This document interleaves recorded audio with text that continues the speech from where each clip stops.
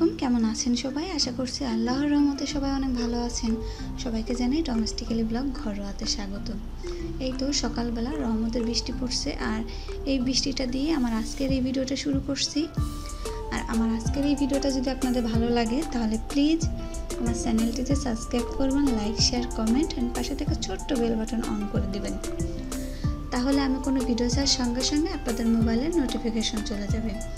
আর যারা already subscribe করে দিয়েছেন তাদেরকে অসংখ্য ধন্যবাদ আমার পাশে থাকার জন্য। আর এই তো আমি রান্নাঘরে চলে আসলাম। আর আজকে নাস্তাতে থাকবে রুটি আর চা। আমি রুটিটা করে নিচ্ছি এখন। আমার রুটিটা করা শেষ, আর এখন আমি একটু চা রেডি করে নিব।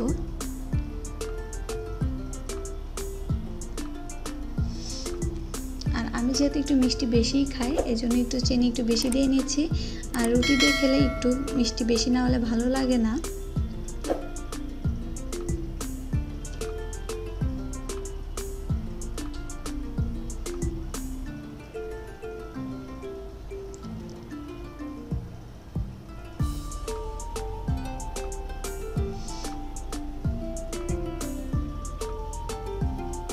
এই তো আমাদের নাস্তা রেডি, আর এখন আমরা নাস্তাটা করে নিব।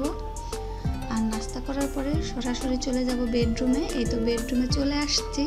আর এখন আমি বিছনার চাদর একটু পাল্টিয়ে নিব, মায়ের ঘরেরটাও পাল্টিয়ে নিব, আমাদের রুমেরটাও পাল্টিয়ে নিব।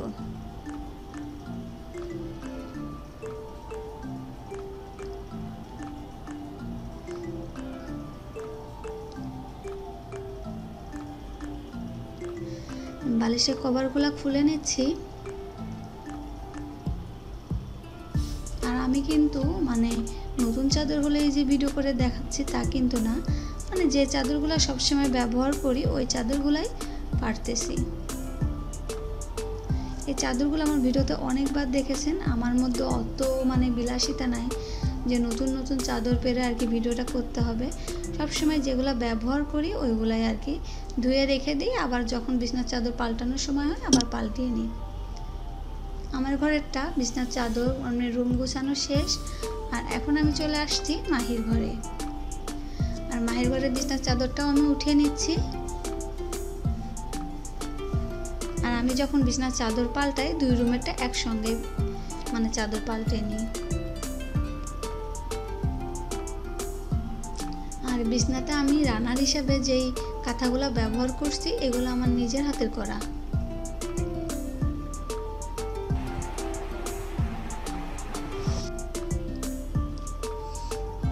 এই তো আমি বিছনাটা গুছিয়ে রান্নাঘরে চলে আসলাম। মাহির জন্য একটা কমলা ছিলে নিচ্ছি।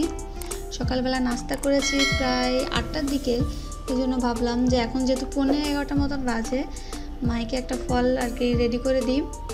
কমলাটা এই জন্য এখন ছিলে নিচ্ছি।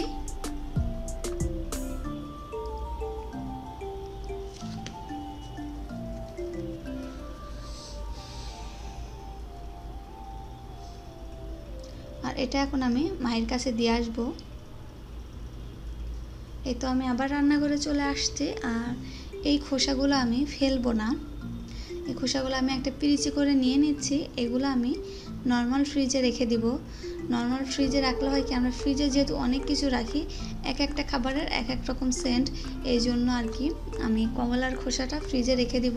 সুন্দর একটা ফ্রিজ দিয়ে একটা গন্ধ বেরোবে। আর ফ্রিজের মধ্যে কমলার খোসা ছাড়াও যদি লেবু পাতা ছিঁড়ে রাখা হয় তাহলেও কিন্তু অনেক সুন্দর একটা গন্ধ বেরোয়। আর আমি রান্নাঘরে চলে আসছি আবার। আজকে যেহেতু কলমি শাক ভাজি করব, এই জন্য শাকটা ধুয়ে আমি কেটে নিব এখন।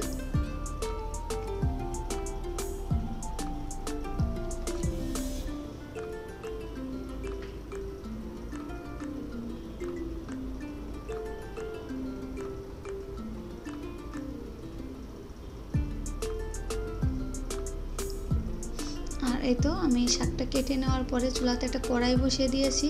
আর এর মধ্যে আমি পেঁয়াজ, রসুন, কাঁচামরিচ একবারে সব দিয়ে নিয়েছি। আর আজকের শাকটা আমি আলাদা করে সিদ্ধ করে নিচ্ছি না, আজকে আমি সরাসরি আর কি ভাজি করব। শাকটা যেহেতু একদম ফ্রেশ ছিল এই জন্য ভাবলাম যে ওইভাবেই করে ভাজি করি। আর শাকটা অনেক কচি ছিল, এই জন্য আলাদা করে সিদ্ধ করে আর কি শাকের পানিটা আমি ফেলি নাই।